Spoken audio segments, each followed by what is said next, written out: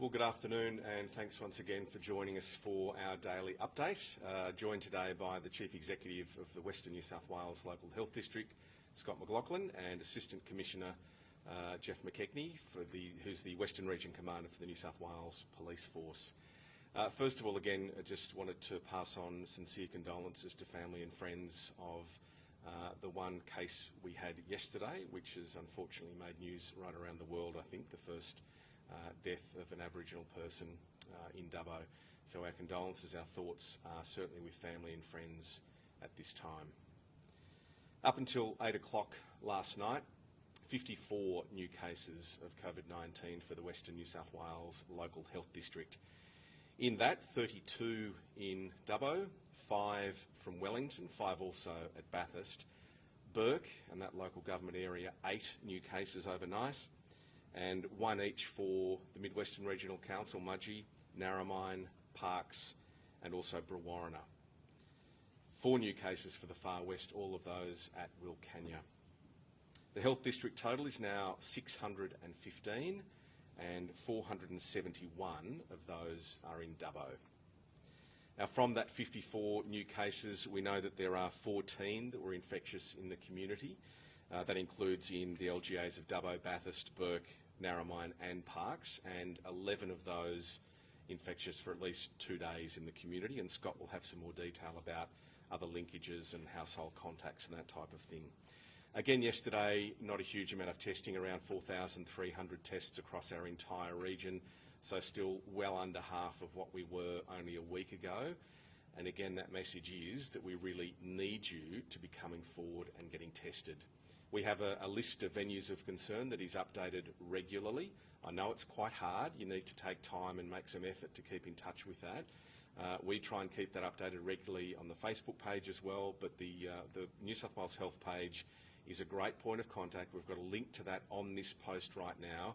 We do need you to keep checking in with that, but we also need you to think about even the mildest of symptoms. We know there are still people that are probably not actually doing the right thing in that way. If you've got a sniffle, if you've got a headache, any fatigue, tummy upsets, you do need to come forward and get a test. There is heaps of testing availability, and I know that you are fatigued. I know you're jack of having to come forward and do this sort of stuff, but it really is important. We are escalating again today with a new record number, and we do need to try and halt this in its tracks.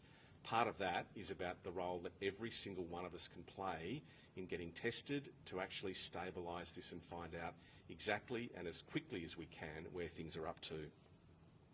I also just want to quickly address the venues of concern and some of the questions that we get fairly regularly around why it takes so long to get those venues up there sometimes on the website, what it means, what those venues should be doing.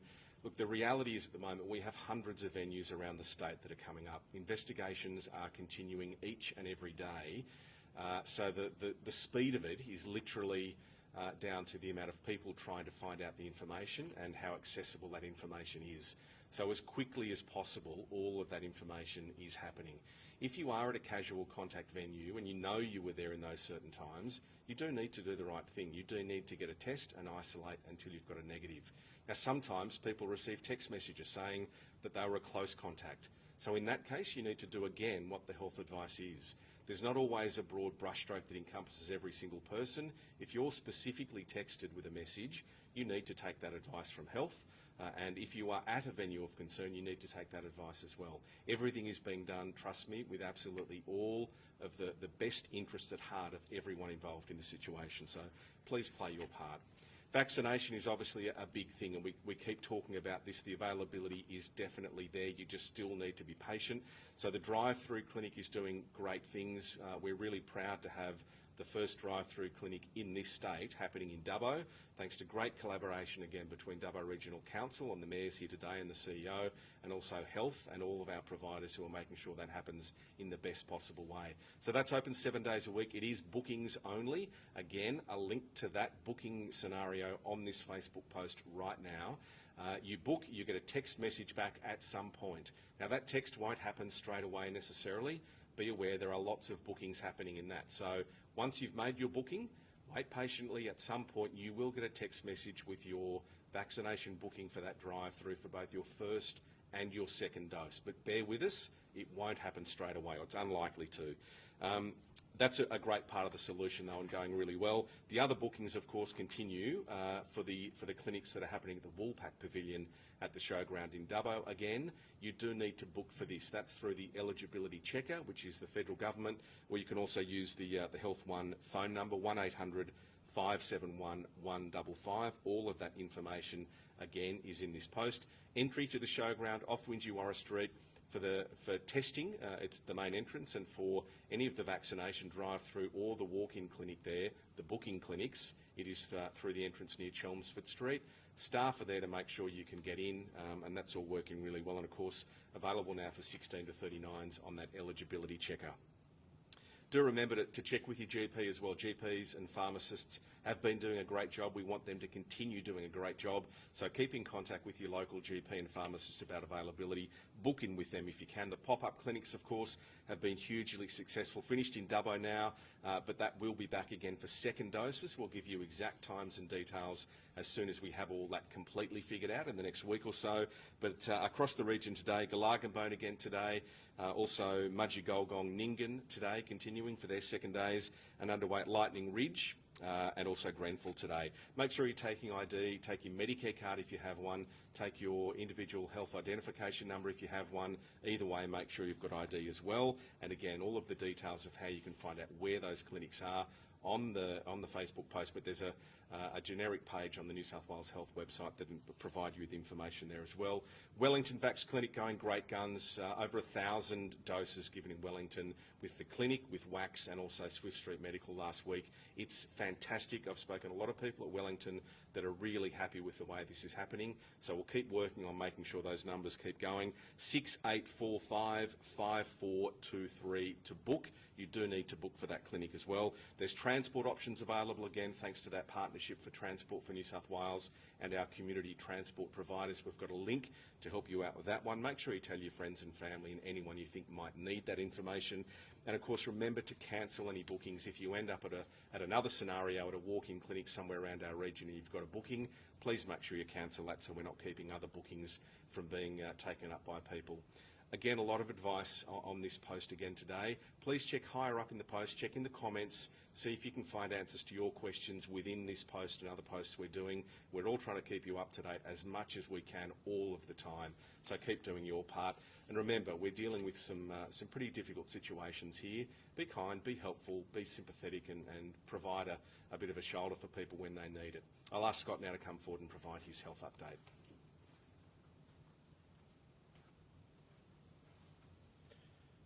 Thanks, Dougal. Well, I've got to say another shocking day for Western New South Wales. We've seen another record number of cases identified up to 8 p.m. yesterday, 54 cases in total. Now that takes us to a total of 615 cases in Western New South Wales, and some pretty crook people across all of our communities with this. In the last 24 hours we've seen 32 new cases in Dubbo, Wellington 5, 8 in Burke, 5 in Bathurst, 1 each in Brewarrina, Mudgee, Narromine and Parkes.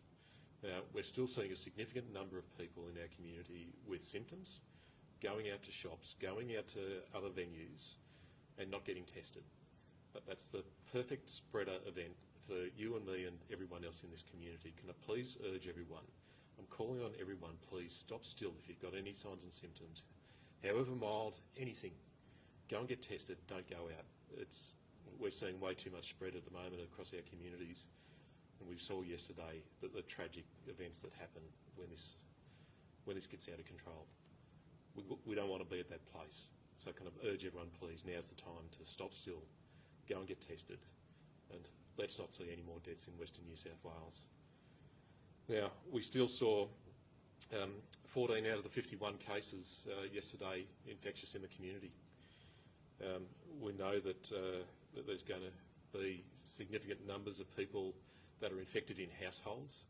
We know that, and we can see that coming.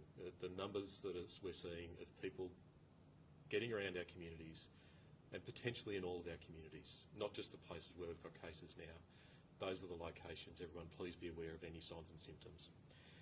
We've got 13 of the cases are definitely linked to either other household contacts or to a known close cluster, and 41 of those are still under investigation. So as this goes on, it's becoming harder to link where people got the infection because there's so many people that have been infectious in the community.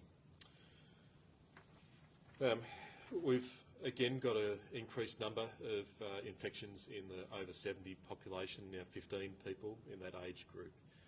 Now we've got only 75% of that age group are vaccinated across Western New South Wales, and so I'm putting a call out to all of our mums, dads, grandfathers, aunties and uncles. Go and get vaccinated as an absolute priority. We know that you're the group that will get most sick from this. We don't want you ending up in hospital. Now's the time. Please don't hesitate or delay going and getting a vaccination. Get online, place a phone call and look for those local opportunities if you're in that age group aged over 70. But this is our greatest fear. Please help us out and stop the spread in our most precious community groups. We've got a growing number of venues of concern, as Dougal said, that is being updated on a more regular basis. Please continue to look at that. If you've been in a venue of concern, follow all of the health advice, get tested immediately, and please stay in isolation wherever possible to stop the further spread if you're at all concerned. We don't have any new sewage detections on the last 24 hours outside of the locations where we've already got cases. Testing in the last 24 hours did see a slight increase from the low we saw yesterday to around 4,400 tests. That's still less than half of what we want to see on a daily basis. So can I please urge everyone, don't stuff around if you've got symptoms.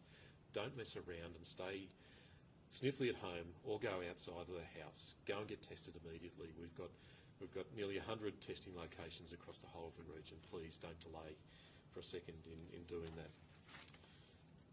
We've got a growing number of mobile in-home testing locations now across Dubbo, Orange, Bathurst and Bourke. If you've got signs and symptoms and you need to get tested and definitely can't leave the home, you've got mobility issues or don't have transport support, then please call our 1300 066 055 number. There's now a service available 7 days a week, increased staff and shorter turnaround times through that number. That'll help you get access to mobile testing services in those 4 locations. We've seen now 17 patients admitted to hospital, 4 in ICU, and all of those are ventilated. Now we know that the vast majority of patients that come into hospital and particularly end up in ICUs don't have a vaccination in their arm.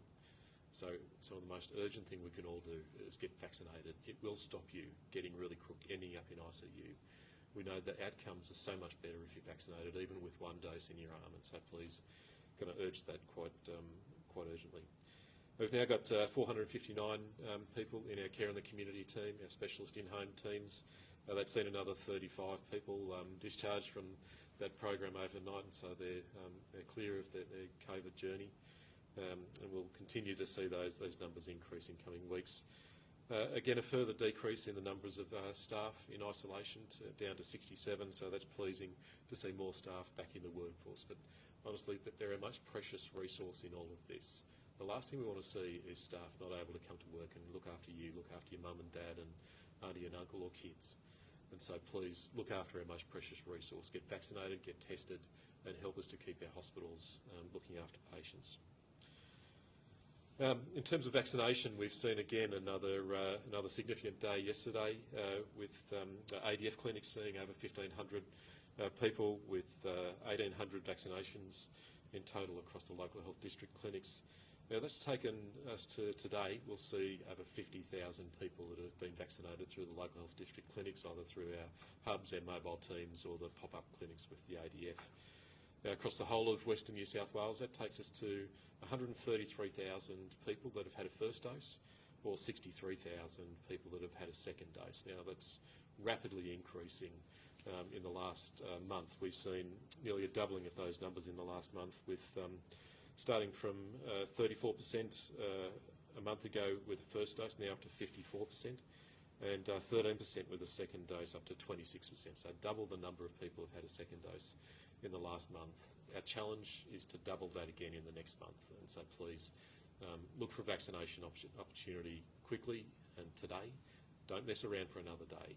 There is a lot of vaccination opportunities between the GPs, the Aboriginal Medical Services, the respiratory clinics, The pharmacies and our vaccination hubs and pop-up clinics, they're all available across every community.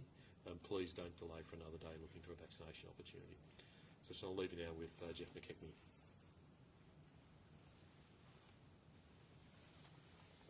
Thank you, Scott, and good afternoon, everyone. From a policing aspect, quite a night last night across Western region. Just over 100 infringement notices issued across the whole region. Sadly, unfortunately, here in Dubbo, still around 30 infringements issued. And we're certainly seeing that continuing trend of our smaller towns and centres doing much better around compliance than our larger locations. Now, obviously there's a lot more people there, but I think our small towns seem to be more concerned, seem to be taking more notice, and from what we've seen, are doing a real good job of looking after each other and looking after the people that are actually isolating with COVID in those places.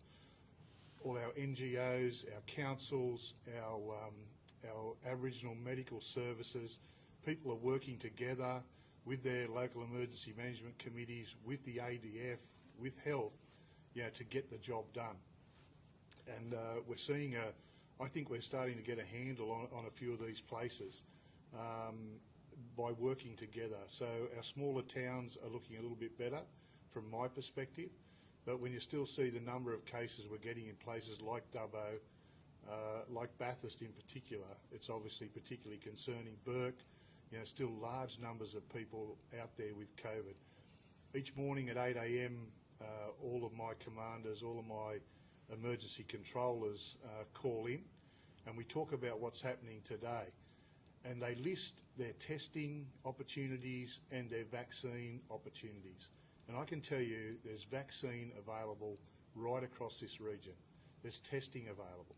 Please avail yourself of it. Make an appointment, drop in, do whatever it takes. It's out there available to you right now, and we would absolutely urge you to come forward and get vaccinated. The ADF teams, AUSMAT teams, health are doing a fantastic job, along with a heap of private providers as well that are working in our towns, delivering vaccinations. So please take the opportunity, influence others if you can, influence your family members, your friends, your mates, whatever it is, to get along and get that vaccine so we can get that rate up and protect our community. Not a lot more to add, I guess. We continue to work hard in places like Wilcannia. A lot of services going into Wilcannia at the moment. Again, big numbers of people out there actually suffering from COVID, and all the agencies are absolutely doing their best to help those folks. We can all help, I guess, every community in the region by staying put. It was travelling between towns that started this spread, and we just can't see that happening into the future. So please, stop moving about. If that's what you're doing, stay put, stay at home, and look after yourselves and others. I'm happy to take any questions anyone might have this morning. Thanks, Jeff. If you've got questions for Jeff, could you raise your hands? We do have a few already. Maggie from the Parks Phoenix. Thank you. I would just like some clarification on the regulation about where you're allowed to go for exercise, following some questions from people in the community in parks specifically. Lake Endeavour is about 34 kilometres out of parks. Are people allowed to go there and fish or kayak or do something like that? Or how exactly does the 5 kilometre rule work and staying within your LGA? Look, it's a difficult one. Common sense needs to be applied, but I would say for people in parks, no, you cannot go 30 kilometres from parks to exercise or undertake recreation. I think it'd be stretching it. It's probably circumstances would have to be judged on an individual basis, but certainly not for exercise. I just can't again see the need to go that far out of town to go for a walk when you could walk anywhere in town. Thanks. Yeah, I think it's more just for doing on-water activity, and because it's still within the LGA, that's why people were wondering. Yeah, look, my best advice is no, don't do it. We are seeing some issues around some of these places. We've had issues at Lake Burrendong, at Orange, and things like that, where people are gathering and they're getting too close together, and we've had to have the police attend. We just don't want that situation arising. So I would urge people to stay closer to town, do their exercise, and just wait till we get out the other side of this before they get the boat out. Okay, thanks very much. Thanks, Maggie. Claudia from Prime 7 Orange. Hi there, Jeff McKechnie. Just wondering what your thoughts are on the anti-mask protest in Orange. How disappointing is it that people just continue to not listen to the public health order? Look, small protests right across the region today, from Inverell right through to Bathurst, I guess, and east and west. Small numbers of people totally disregarding the safety of their communities, their own safety, the safety of the police officers that are dealing with them, not wearing masks, mindless behaviour by people who aren't going to achieve anything. What is it going to achieve in the long run?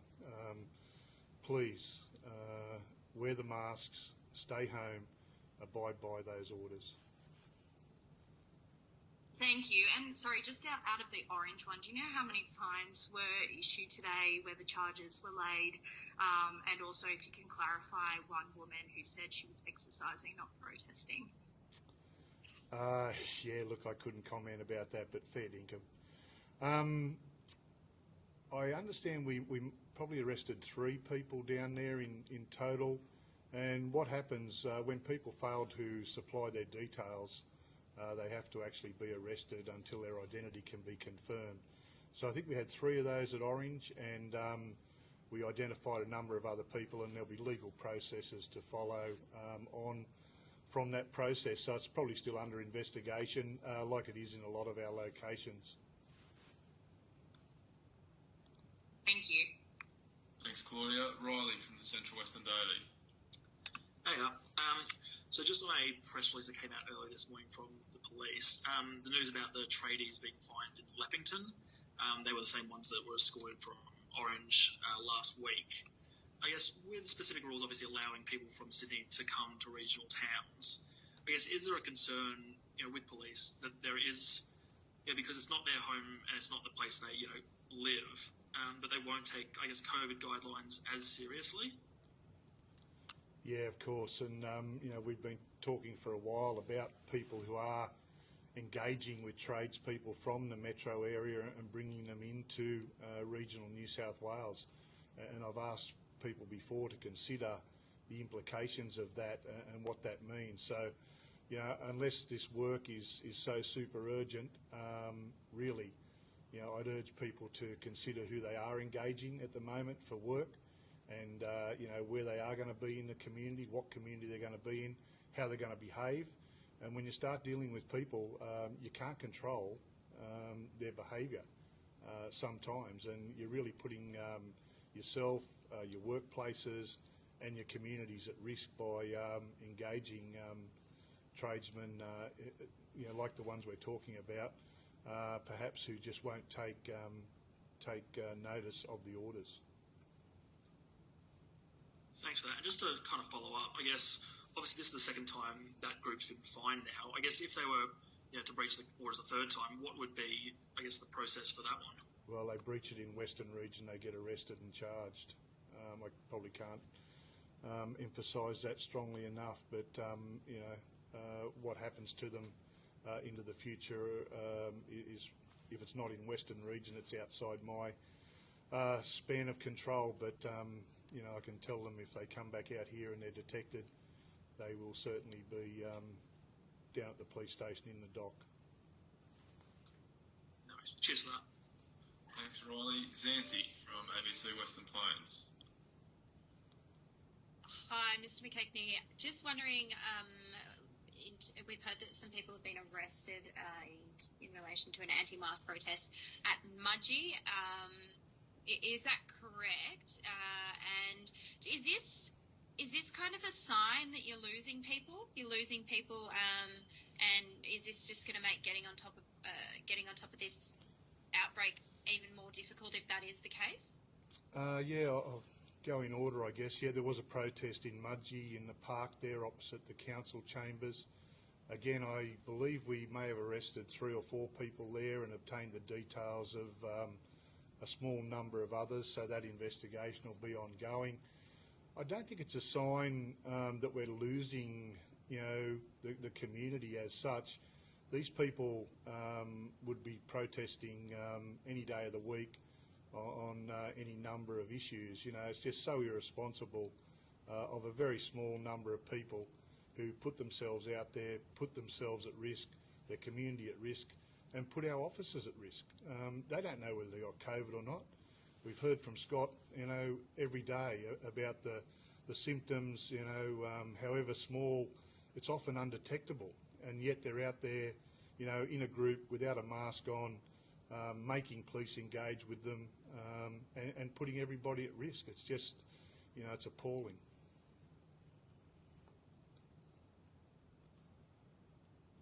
Thanks, Anthony. You good on that one? Yeah, sorry. Thank you, Mr. McKechnie. Yeah, that's all. Thanks, Anthony. Well, if no one else has any questions for Jeff, we'll bring Dougal back forward. Thank you. And could anyone who has a question for Dougal please raise their hand? Hamish from Prime 7 Dubbo. Thanks, Matt. Dougal. I suppose, are you more focused, and authorities more focused now on vaccination rates at the moment rather than testing and cases? I mean, looking at the Dubbo Showground today, it seems like the community's definitely made that mental shift towards, okay, we're vaccinating more. Let's see how many COVID cases we get. Hopefully they don't go up. But at the moment, that seems to be more of their focus. Yeah, look, I don't know that we're focusing on one thing more than the other. I think Scott and I say literally, 5 or 10 times every time we're here, which has been for over 2.5 weeks now, that we need testing to continue. So, the focus has to be on both. Vaccination is one of the pathways out. We very clearly know that. But if we don't test at the same time and don't actually capture all of that data about where people are who are positive and where they're moving to, then we don't have a way of knowing how to stop it or where we need to be thinking about stopping it. So the testing is massively important, and that's why Scott and I literally every day talk about it several times, because when numbers drop, and we get it, there's fatigue, people are over it, they've had a gutful, we all get that. But the point is, if we don't continue to see testing rates at a certain level, we will continue to see numbers rise, because we know there'll be community transmission where people aren't aware they've got it and they're passing it on to other people. So it is definitely a two-pronged attack that we need to maintain.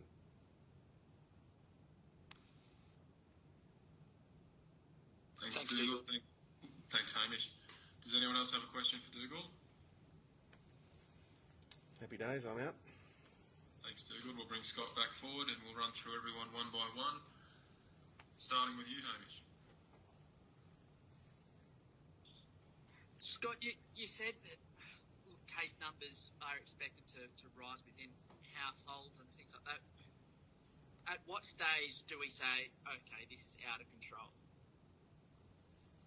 Well, Hamish, we've got too many people in our community infectious and too much risk of further spread. So whether it's 50, 100 cases, I think that the things we need everyone to do is go and get tested if you've got any signs and symptoms, however mild. Don't wait for another day. Don't wait for another 3 or 6 hours. It's time now. If you've got to go out to the shops, then take every precaution possible. We know that there have been people in most of our communities infectious in the community in the last week, and so, but regardless of the numbers, the risk is here for every one of us. I know the stay-at-home orders are difficult, but it is keeping us safe at the moment. It's stopping the numbers growing more substantially than what we're seeing.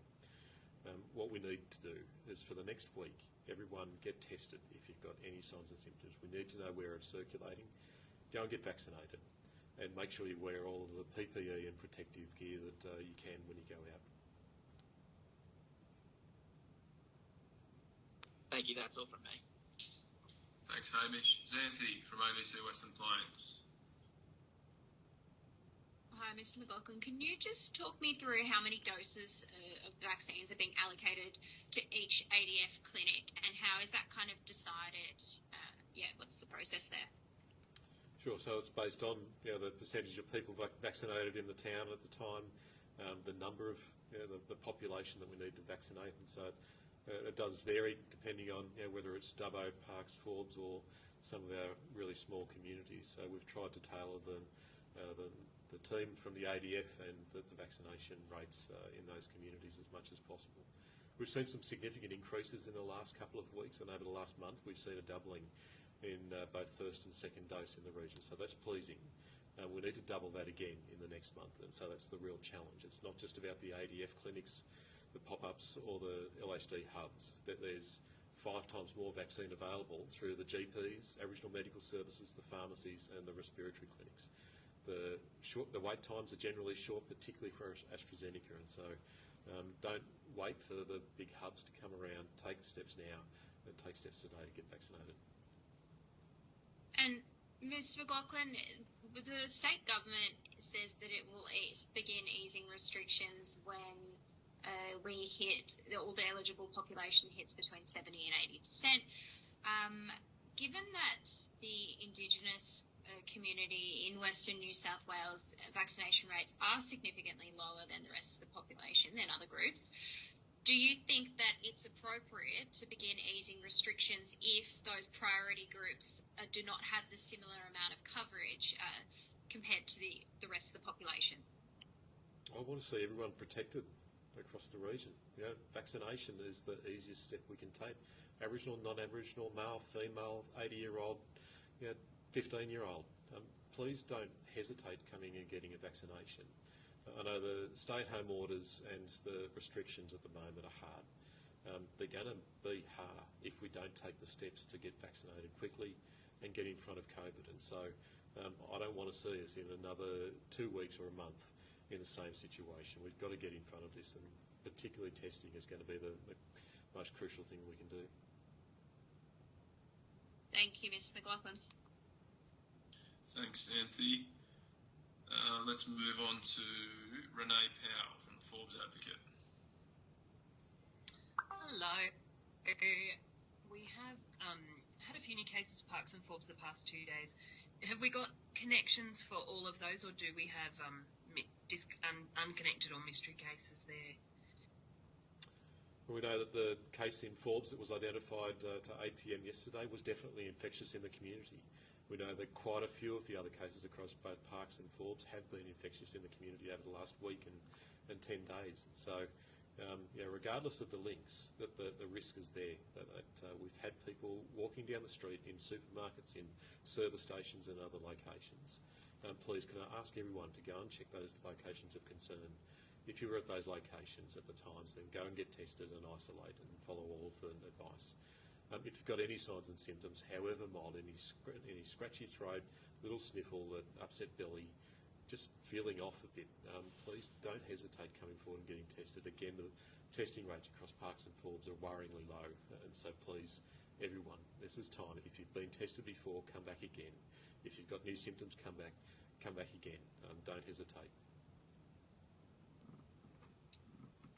Thank you. Yeah, that probably covered off my second question. We don't have any new venues of concern yet, but just keep watching that space. Yes, please. Our public health specialists work feverishly to make sure we can identify. If we can't contact everyone that's been to a venue, then we will notify that publicly as soon as it's available. Now, that might take us a couple of days sometimes to work through that with the person that's got COVID, remembering where they've been, identifying who was there and getting in front of all of that. But please keep your eye on those venues of concern. Thank you. Thanks, Renee. Riley from the Central Western Daily. So just in terms of Orange, I guess, are we expecting, any more cases to come from, already known, clusters and cases in Orange, considering that, the last two weren't in the community and there were a few days of zero before that? Really, I'd say there's a very high risk of around the Orange community and surrounding communities that there's people infectious in the community that need to come and get tested, go through all of the things to keep themselves and the community safe. It's certainly not a time to relax and think that everything's okay just because we've had 1 or 2 days without someone being infectious in the community, whether it was 3, 5 or 7 days ago. That could be you, it could be your neighbour, it could be the person standing next to you in the supermarket or the service station. So please don't hesitate to come forward and get tested if you've got any symptoms, however mild. Okay, thanks for that. Just the other one, I just wanted to get stats on do we know how many COVID patients there are currently in the Orange Hospital? So I had how many, ICU or ventilator. And if you could we all get the stats on testing for Orange? Sure. So we've currently got 4 patients in total out of the 17 in Orange Hospital. I believe one of those is in intensive care. Now, this is the risk for all of our community. We've got elderly members of our community and people that are vulnerable that will end up in hospital if they're not vaccinated. So can I please urge everyone, don't become a statistic on this list. Don't become the next person that ends up on a ventilator because you're not vaccinated. So please take those steps quickly. Thanks for that. Could I just follow up on that? You mentioned obviously get vaccinated. Is the person on the ventilator unvaccinated? I'll be able to come back later on in the week with more definite figures on who's in hospital beds and who's vaccinated or not. And we've got a team working on that at the moment. But what we know is 95% of people that end up in a hospital bed, and particularly in intensive care, aren't vaccinated. It's not rocket science. The vaccinations will help you stop getting really crook.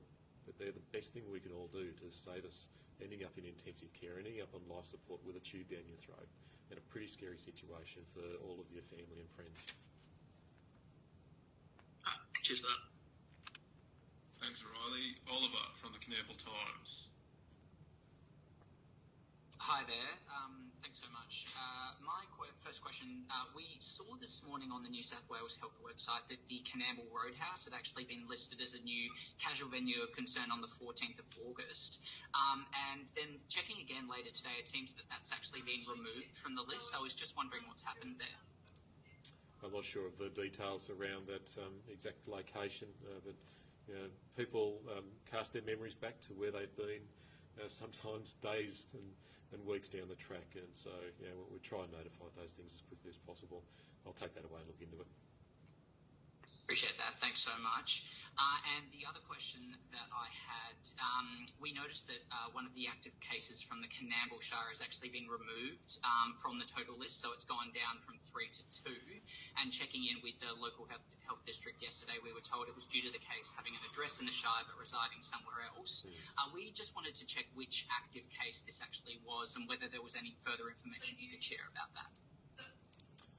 I can't tell you exactly which case it was. We know that there's definitely been 2 people living in the Coonamble Shire that, and I think one of them was definitely infectious in the community. We need to assume in all of our towns that this is a risk for all of us. Whenever we leave our houses, it could be you, it could be the person standing next to you anywhere. And so regardless of whether it's 2, 5 or 10 cases in your local community, the risk is the same. And the things that we've all got to do are the same to keep ourselves protected. Thanks so much, Scott. Thanks, Oliver. Bradley from the Western Advocate. Hey, Scott. I just want to ask about the 5 new cases in Bathurst. Quite a lot, a bit concerning for Bathurst. But do you know how many of those 5 cases are linked to staff at the jail up here in Bathurst, and how many of they might be close contacts, like family members and people from the jail? So the vast majority of those new cases in Bathurst out of the 5 were linked to the correction centre. We know that there's a lot of things being put in place for all of those people, both in the workplace and in the jail, but also in the community. So we've had, out of the total cases in Bathurst, the total 5 cases, at least 2 of those were in isolation for their infectious period, but unfortunately 2 were out in the community and infectious in the community. We're still doing one investigation on one case. Yep. And I also want to ask about the quarantine facility in Bathurst. We saw an ad on one of the the job websites just about advertising for security guards. I just want to ask a bit more about those quarantine facilities and how it's work. So if you join it, I guess what's the point of the security guards? Why do we need security guards at quarantine facilities? Well, our facilities to help accommodate people if they've either got COVID or they've been in a household and they can't stay in the household any longer, are a safe place where they can go to. They're also a place where you're required to spend the period of isolation, typically the 14 days, not leaving that location. Now, what we've unfortunately seen, and we've seen across Sydney and other places, is people trying to break out and leave their isolation or that accommodation from time to time. I know the police have had to track down people that have left the accommodation while they're supposed to be in isolation and they're infectious. And so this is a really crucial step that we can't risk for our community. People that are infected with COVID circulating around the community. So it's a safe place, and it's intended to be some good quality accommodation that people can come and stay at. We can look after them. We've got our specialist nursing and welfare support teams that will bring food and the clinical care that people need into those facilities. And so it's really trying to help people find a safe place to go to stop the spread of infection to other people, and if they haven't got that, then a safe place for them to stop getting infected. Just to follow up on that, so say if you've been there for 5 days through your infectious period and you say, nah, I want to go back home now, you can't do that. Once you go into the facility, you have to stay there for the whole time? Well, so public health teams will always review if there's changed situations either in the household or in quarantine, but typically we do want people to stay there for the whole of the infectious period. The less people moving around with COVID is the most crucial thing that we need to stop the spread. Yep. All right. Thank you. Thanks, Brad. Talia from the Nyngan Weekly. Hi, thanks for your time. We obviously had a case here in Nyngan on Saturday, and we haven't heard anything since. Are you expecting any cases to come from that case, do you know? So I think it's fair to say we know that the case was infectious in the community. I think the whole of Nyngan should be really on guard. Any signs and symptoms you have, then come and get tested. The local multipurpose service has a fantastic testing service. Please ring ahead and come and get a test if you've got any signs and symptoms. I think across all of our communities we need to assume that COVID is running around our communities. It's creeping around our communities every day of the week, and so none of us should be complacent around this. Beautiful, thank you. And you said that you are aware that the case was infectious in the community, but we haven't had any exposure sites come up at this point. Are we expecting to get some soon? Well, some of our teams will be going through with the case where they've been, and if we can contact everyone that's been at those locations, then we won't notify that publicly. And so that's where you might see a bit of a gap there. But if we do have cases, locations where we can't contact everyone, then yes, we will notify that publicly as soon as we can. Beautiful, thank you so much. Thanks, Talia. Maggie from the Parks Phoenix. Thanks. There seems to be quite a lot of hesitancy in the community to go to get a test because of the long waiting time for a result. People are complaining a lot on social media about waiting 5 days or even more. And I know you said you've worked on getting the results out quicker. Has there been what do you know what the waiting time is at the moment for most tests? Yeah, sure do. So through our New South Wales pathology service, it's under 48 hours, and a large number are coming back within 24 hours. And so can I please urge everyone that the waiting times are coming down, that the ability to get to a test and get tested quickly is improving every day of the week. There's very short waiting times to get into the testing services. So a lot of the instances where we do see long delays have been where people haven't either put in their mobile number correctly or registered other details, and they need some help to get access to those results. If that's the case for you, then call our call centre, 1300 066 055. We've now expanded that to 7 days a week, increased our staff, and we've got more people to access it. We've got new technology to help get people through to some of those answers, and we will chase it up. Thanks. And then just wanted to clarify the one case that was reported in Parks last Thursday. the Parkshire Council mentioned on their Facebook page that that case was wrongly reported, but it still shows on the New South Wales website, it still shows as a case. Well, to be honest, whether it's 3, 10 or 20 cases, it doesn't change how we should behave, how we should react. But the numbers aren't relevant. The issue here is we've got to save lives. We've got to stop COVID spreading around our communities. So can we just pause the focus on the numbers? The things in the next week we've got to do is keep each other safe. Don't leave the home if you don't need to. Wear your mask, do all of the things that protect yourself. Don't go out if you've got any signs and symptoms. Go and get tested. Those are the most crucial things, and getting vaccinated as quickly as we can. Great, thank you. Thanks, Maggie. Lastly, Molly from ABC Central West. Hi, thank you.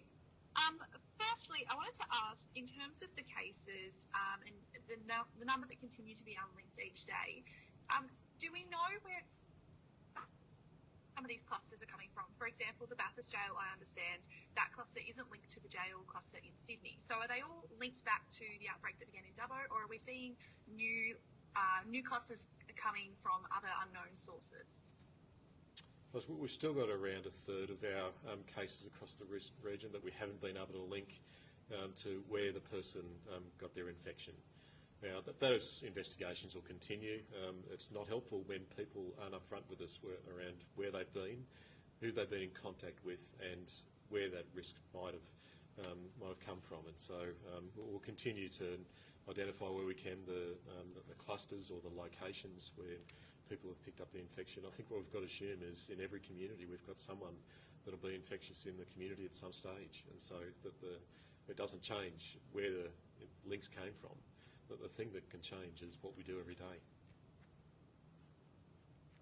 Secondly, is there going to be any look at continuing those pop-up clinics with the ADF or reintroducing them in areas where there has been high demand and we've seen those long waiting lines and people turned around? Yeah, we're certainly talking with the ADF about a potential extension to the program. We know that there's a lot of interest and need for vaccination across the region. What I would say, though, is there's more opportunities through your local GP, your pharmacy, Aboriginal Medical Service and the respiratory clinic. There's 5 times more vaccine in those locations than there are through the ADF clinics. They're easily accessible. Please go onto the vaccination eligibility checker or call Health Direct and find what's available locally, how you can get access to it easily. Don't delay for another day. It's time to get vaccinated, and we've got to do it quickly in Western New South Wales. Thank you. Thanks, Molly. That is everyone, so we'll call it a day there. Thanks, guys, for attending. I'll get the recording out as soon as we can. Thanks, everyone. Thank you. Appreciate it.